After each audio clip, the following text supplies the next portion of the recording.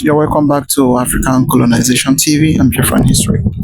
In fact, let's look into what is happening right now in the north concerning the threats and the warning Sultan of Sokoto warned the country, warned Tinubu, and also warned everybody in the nation concerning their region, their caliphate, and what people used to tag them.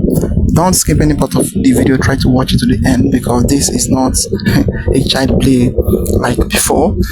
The way things is happening is in fact, it is getting out of hand right now. So according to the headline, it says Washington monitors Sultan Sharia demands as Middle Belt join Biafran sovereignty movement and international response to Sultan warning as Biafran gains strategic allies.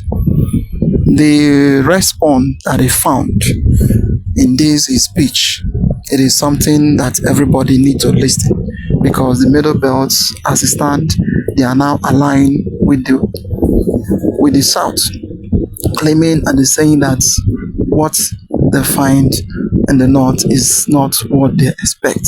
Time have come for them to say yes, and yes will be yes, and no will be no to the Northern Caliphate.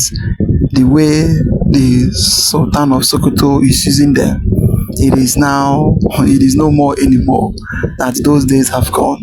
That this time around, if you bring fire, they are going to bring fire. And if you bring water, they are going to give you with water also.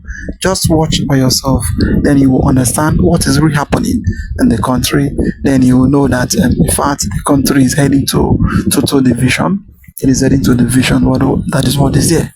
There is no two ways about it.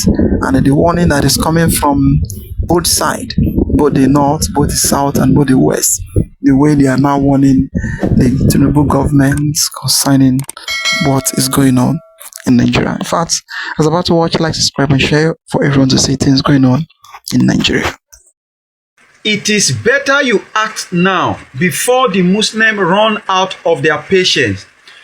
A stern warning to federal government, a stern warning to President Bola Ahmed Tinubu by Sultan of Sokoto, being the leader of the Supreme Council of Islam Affairs. The Sultan of Sokoto has declared zero tolerance of blasphemy. He insists that there is death penalty for insulting Prophet Muhammad.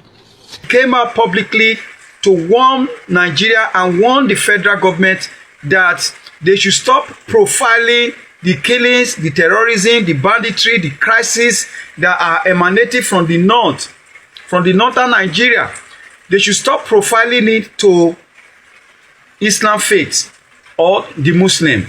That if nothing is being done about it, whatever that come out of this accusation against a particular set of people or faith, the whole Nigeria should bear the consequence. So this is a warning to President Bola Ahmed Tinubu. If you know here and now, the Sultan of Sokoto is saying that why should some people be profiling, should people be saying it is the Islam that are responsible for the killing, that are responsible for the banditry, for the terrorism, for every bad thing or all the happenings in Nigeria. How could it be that one faith will be accused of disturbing, of dismantling the peace of Nigeria? That it is quite unfair. And this statement is causing massive reaction online, and federal government is yet to actually make any statement concerning this because it was a meeting of Supreme Council of Islam Affairs. The public secretary actually released this statement to the public, and it's on the public space as I speak to you right now. They went as far as accusing a CAN leader, that is the Christian Association of Nigeria. The leader said that 90 to 95% of the atrocity, of the banditry, of terrorism and Fulani herdsmen happening in Nigeria are traceable to the Muslim or to the Islam faith. That they should call these men to order is the Sultan of Sokoto now is accusing federal government or warning federal government to call her citizen to order, so that if this continue and the Muslims run out of their patience, that something else may follow it. This is where we are, and some people are already asking questions, both online and conventional media, saying that what is the full meaning of ISIS? Somebody should help us on the comment section. What is the full meaning of ISIS? Islamic State. Okay, you help me to finish it on the comment section, please. And what is the slogan of Boko Haram? That the Western education is false. So therefore, every Nigerian, especially every northern children or northern child, should be taught in Islam, should be taught in Arabic way. So this is what they are saying. And what is the purpose of bandits and Fulani herdsmen? Because as a last month we heard that, though it was a rumor, but they say in every rumor there is element of truth, saying that the children that were kidnapped, the ransom for it is that a particular state should be turned to Islamic State. And we are seeing time without number that every kidnapped victim in the north are being converted to Islam. Some of them are being forced to become Islam, and some of them are being unalive, are being wasted because they refuse to actually switch their faith to Islam. So Sultan of Sokoto, the supreme leader of Supreme Council of Islam Affairs, coming out to drop this statement in the public space, it is quite dangerous, because many people see you as a leader, one who is leading millions, about 100 millions of Muslims in Nigeria. You coming out to say this, it is quite frightening, and it is quite disheartening, and it is quite non-acceptable to everybody, the way and manner at which you go about this. Yes, some people say it. Yes, some Muslims are being blamed, or Muslims are being blamed for what is happening today. But what has been your resolution? What has been your statement to the bandits, the terrorists who are converting other people? We, in this country, a girl was unalive. Deborah was unalive, was lynched to death due to blasphemy. No, this is what we are saying. Until Nigeria is divided, until Nigeria is splitted, you see this kind of warning, this crisis will continue. I am telling you, and telling you for free. This is the way it is, and we will continue to receive this warning both from bandits, religious leaders will continue to hear this warning, will continue to hear atrocity here and there until Nigeria is divided. Okay, look, imagine a situation whereby we divide Nigeria into three and we leave north to themselves to practice whatever they want to. Sharia law,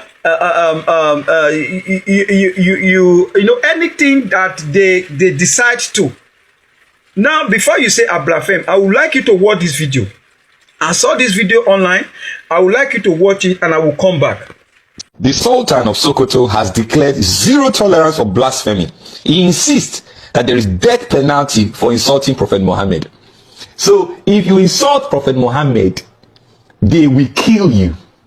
Before this video ends, I'm going to tell you why Muslims don't want Prophet Muhammad's true identity to be revealed. And I will also show you why what they call insult is not actually insult.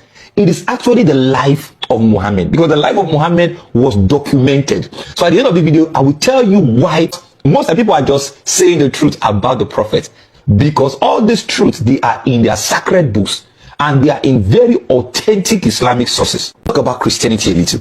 You know, in Christianity, our Lord and personal Savior Jesus, a lot of persons insult him, and we pray for them, we love them, we show them love. The reason we show them love is because we know their eyes are closed, their eyes are not open yet. So you see, in Christianity, we love you even if you insult our prophet. We reach out to you more and we try to help you see the light.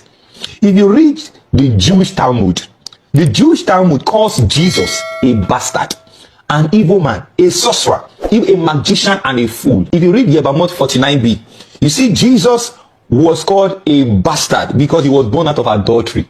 And I'm reading the Jewish Talmud to you so that you see how people, faiths, have insulted Jesus. If you read Shabbat 104b, Jesus was called a magician and a fool, and Mary was called an adulteress. If you read Sanhedrin 43a, Jesus was guilty of sorcery and apostasy.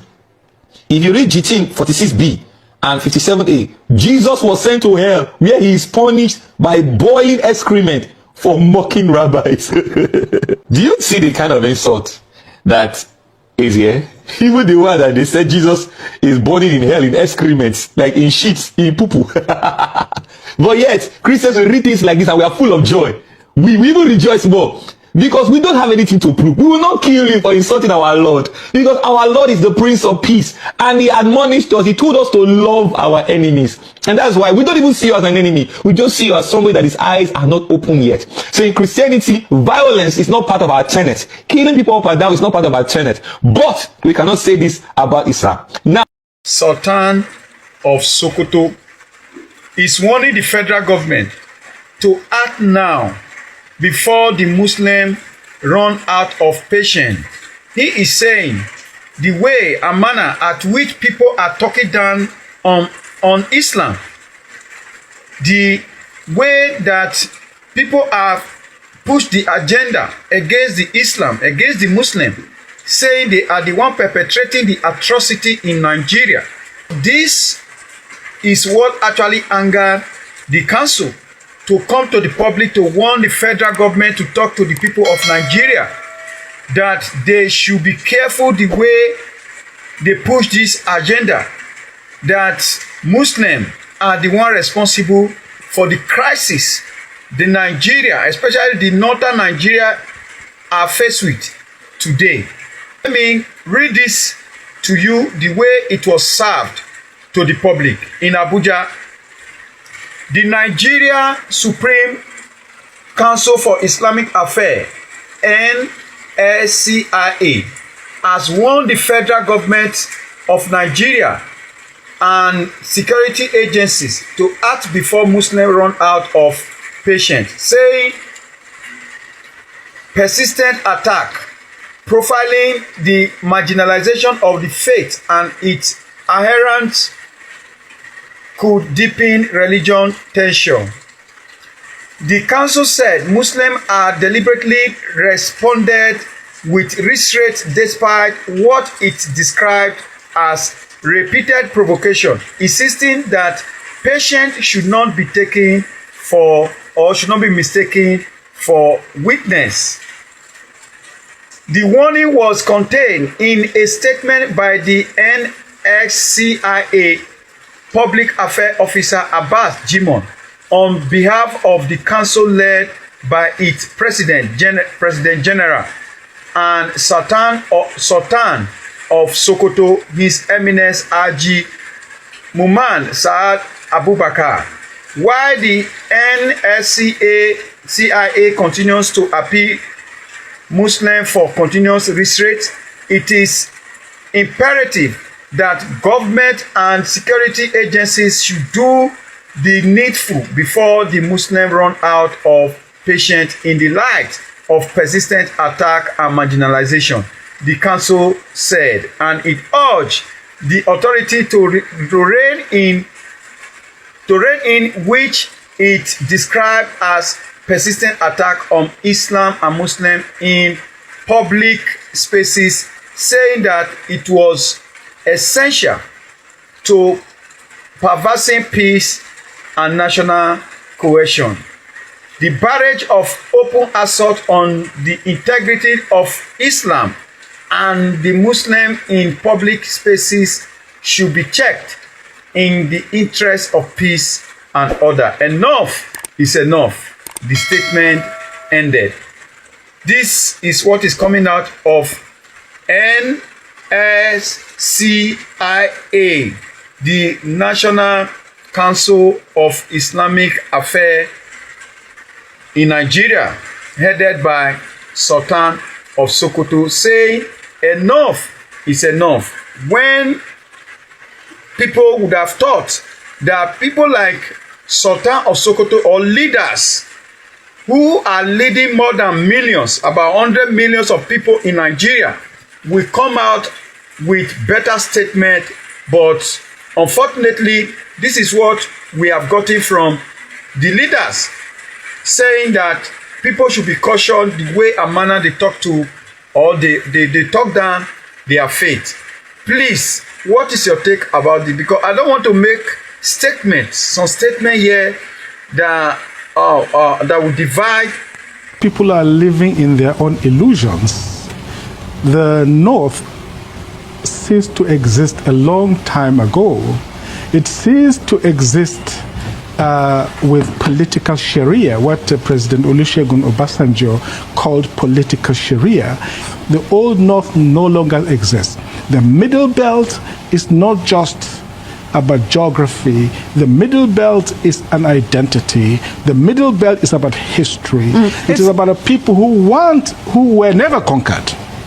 Never conquered by jihad, never conquered by Fulani Caliphate, and they don't wish to be conquered and will never be conquered by that. We've decided that we will realign our destiny with the South. The South have not burned out our homes and our farms, so we align with those who share the same views as us, because we were never conquered. We were never at all conquered. That is why we are the Middle Belt. And the Middle Belt is like the English Constitution. It is in the heart and minds of the Middle Belt peoples.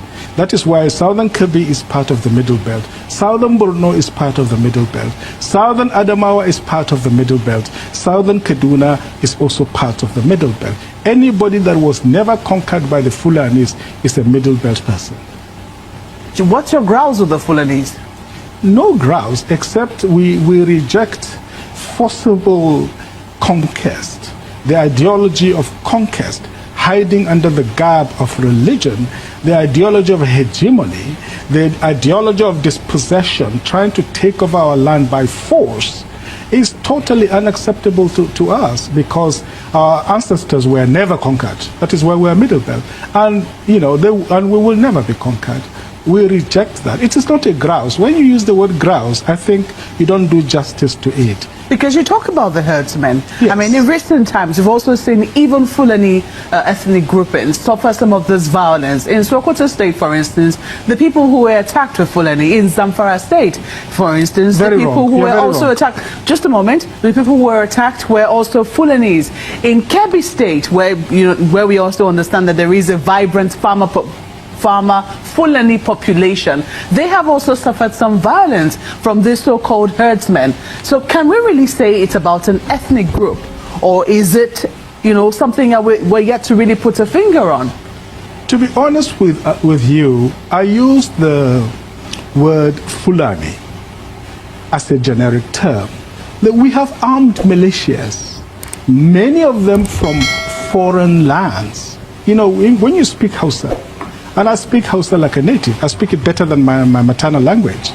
Okay? And when somebody opens their mouth, you know precisely what kind of Hausa they have.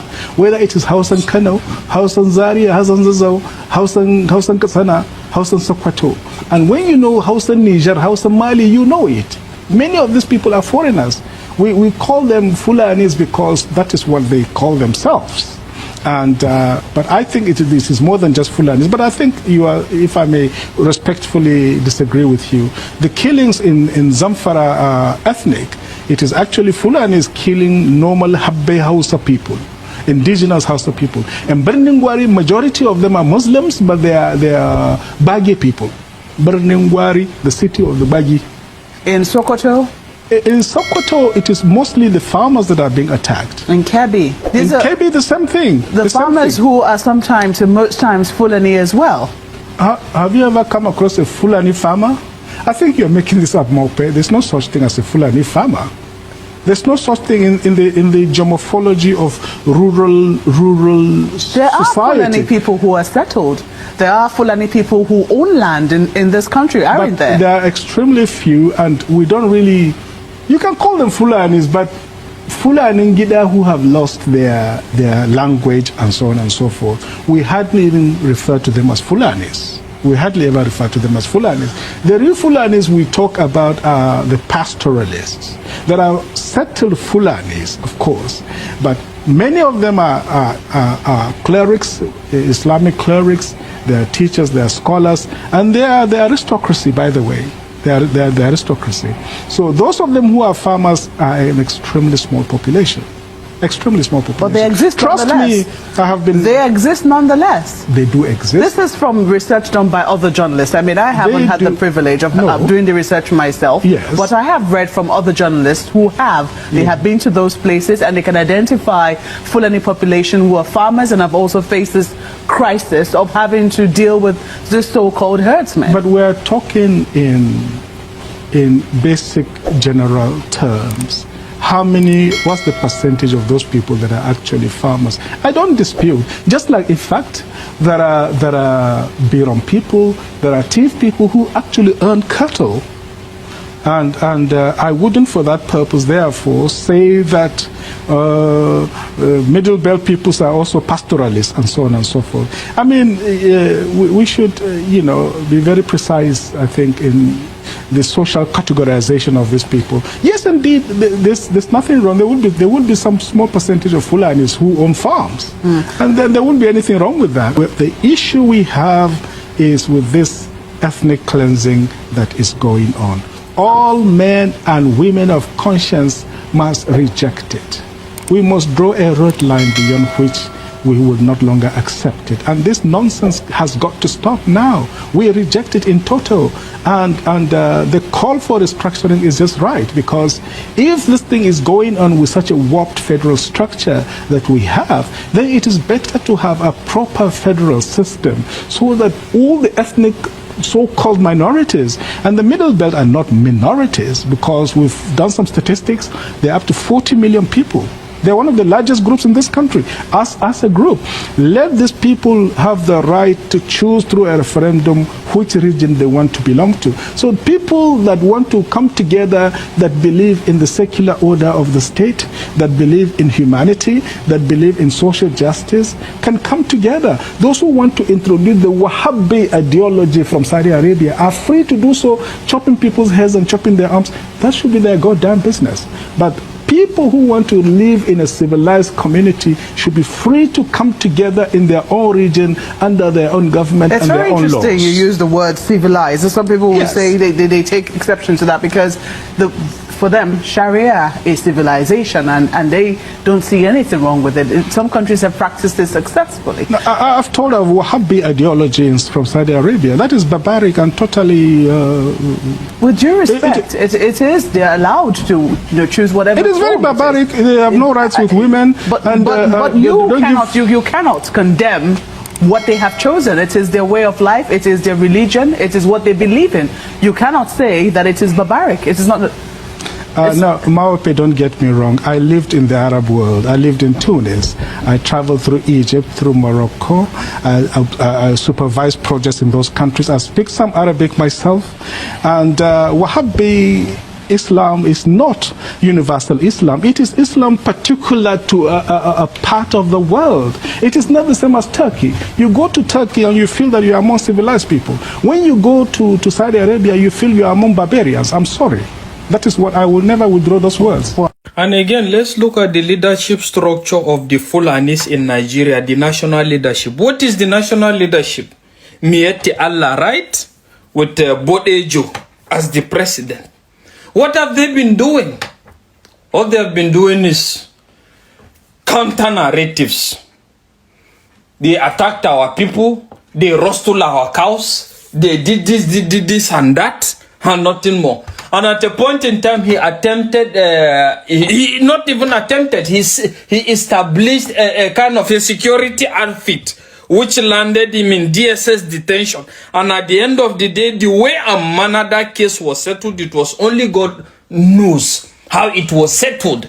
But if I must tell you the truth, what I saw in a village in Abuja, what they termed as the Mieti Allah security outfit, allegedly, I am telling you, it was something terrible. Because what I saw was a collection of buzzayes. I'm telling you, fortified with AK. And at the end of the day, according to them, they were invited into the community. People that know the community know it well. Kuje, you can go and attest to that. That they were invited by the fellow Fulanis that were resident in that community, that they took one of their brother or whatever, they rustled their cows or whatever. When they came on bikes, fortified with AK, 3322 on bikes, I'm telling you, the community was running. At the end of the day, they settled in the community. The community even tried to gather, what do you call it, some amount of money that they should feed them or whatever. But what now happened at the end of the day? In that same community, what they did was terrible. Because they started going to places, to shops, collecting items and not paying for even black market people that were selling things. I am telling you, they went, collected fuel their bike and left without paying anything. And at the end of the day, what happened? Even the Fulanis that were resident there were threatened that they have so time to live there, or else the next time they come and meet them there, they are in trouble. And a lot of many other vices. I don't know how that case ended. But what I'm trying to say is, if you understand the Fulani structure very well, I'm telling you, the Fulani structure is a kind of a structure that can call for a global meeting just by Bitakola. Global meeting just by Bitakola. So what I'm expecting in this situation is, if they are reasonable and they want to find a solution, distinguish themselves from this. What stopped the leadership at this point in time for calling for a national meeting through the Ardos? If you know the Ardos, you know that they are very powerful, and no leadership will call for a meeting and no Ardo will show up. They will definitely show up. And you discuss some of these modalities with them. Apart from discussing these modalities with them in communities where they are resident or where they are indigenous or whatever you call it, possibly give them a form of identity, and even liaise with the community leaders and tell them, this is our people, this is where they reside. And by so doing now, that is to say, any of these people that claims to be Fulani or whatever that are not in that particular place automatically becomes a target. You are making the job easy for the government. You are making the job easy for the community. Except there's an ulterior motive of you want everywhere to be your own. Clandestinely, you now start looking for, they need to be our land, they need to give us our ruga or whatever, even in places where you don't belong. But the fact is, I am telling you, that is a delusion of the highest order. It will never happen. But rather, if you must find a solution to this, call for a meeting. Give them a form of identity, liaise with the community leaders, and tell them this is where our people are resident in. Oh yes, very, very shocking. You all have seen the whole video, starting from the beginning to the end. The issue of Sultan of Sokoto threatening the country for labeling their region a terrorist group, and also warning Tinubu to stop every group or every section that is calling them a terrorist. But they have forgotten, when they call the Igbo nation terrorist, everybody were happy, rejoicing and claiming that everything is okay for them. Now, not only that they are being labeled terrorists, but they are doing it, and every evidence has been proven that those people, in fact, they don't even need to be living with people, closer with people. They need to be living in one place like that, just to keep them in one country, only them, and claim that Sharia. And any section that claim that without Sharia, that they cannot live, then why then are you still putting yourself in a mix of the Christians, or in a place where there is a Christians? You need to just be with your Sharia and let those who is practicing their own religion to be on their own, not claiming that you want Sharia and you want every region to practice it. That is very, very wrong, and that can never happen. And this issue of Fulanis down to from the north down to the south and the southeast, everywhere, there is no section you go through that you ask them question who and who that is causing problem. One person or two person, they will still point hand to you and tell you that it is a Fulani headsman, or that it is a Fulani headsman, or it is a Fulani group, or it is a Fulani so and so. So those people, if they want people to start respecting them and to stop calling them terrorists, the Sultan of Sokoto should call his people in order and them to stop those barbaric things they used to do to every society and to every village it gets into. Because look at what the country has turned into. They have made the country to become a ghost country. No, every day you wake up, you will not be hearing some people have been unalive. One people, two people, three people every day in this country. Just last week, they went to Southern Kaduna. More than 31 people that have been unalive. But what are the government is doing? Nothing. And a few of them that they catch, before you know, their leader will call from Asorok, and the next thing they will leave them. And you want people to keep smiling, and you want people to just keep looking at you. Just that at the end, they will tell you that they are not from Nigeria. They are not from Nigeria. Okay, if they are not from Nigeria, how come you will allow the foreigners who come into your country and start buying your people everywhere, but at the end you would claim that they are not from Nigeria? They are not from Nigeria. Can somebody from Nigeria now go to Ghana, just say Ghana here, or Benin Republic, and start killing people there? Can never happen, because if you try it, they are going to finger you out. That is what is there. But what about Nigeria?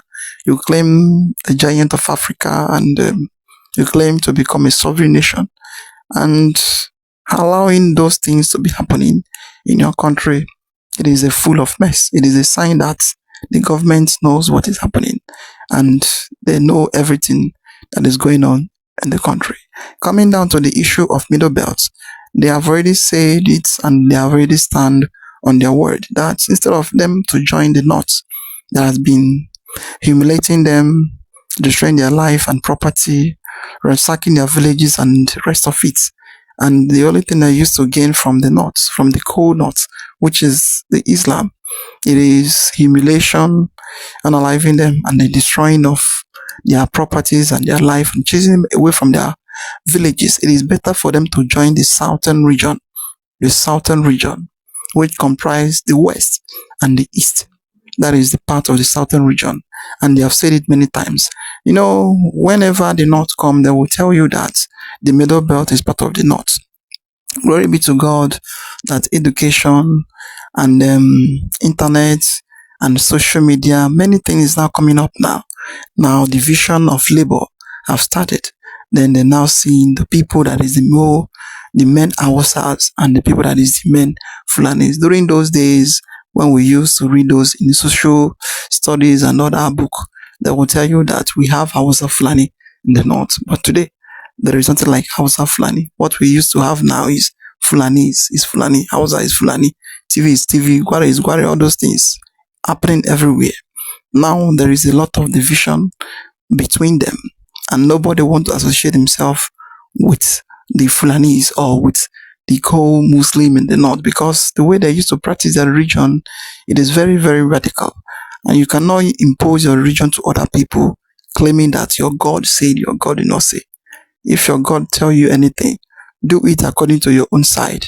Don't use it against other people that did not even understand what is your God.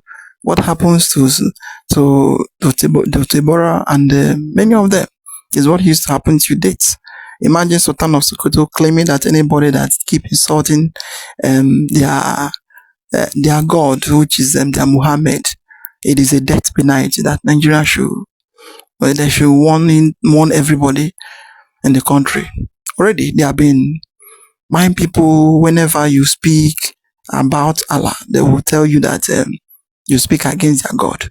But them too, they have been speaking against the Christian God. But nobody is killing them. Nobody is harassing them. But whenever you speak against their own God, or you talk anything referring to their own God, the next thing, the Sultan of Sokoto will start ranting, opening his mouth and saying a lot of things. In fact, I would say enough is enough. The time have come whenever whatever they do, then they need to take the pounds of whatever they do. That is what is there, because nobody is nobody knows everything, and nobody have that kind of monopoly to start bullying other people, and other people keep looking at him. No, if you try it now, the person you bully will bully you too, and the person you think that you have power over will tell you that you don't have any power over him, and him too is a human being. That is what is it, and that is the main problem we're having in the country as of today. And the best solution to all those issues is to let those who want to be their own to be, and those who don't want to be on the side they want to be, not using religion and using your ideology to impose on other people and forcing them to believe in your God or whatsoever. I would like to hear your comment down below, like, subscribe, and share for everyone to see things going on in the country. So thank you for watching.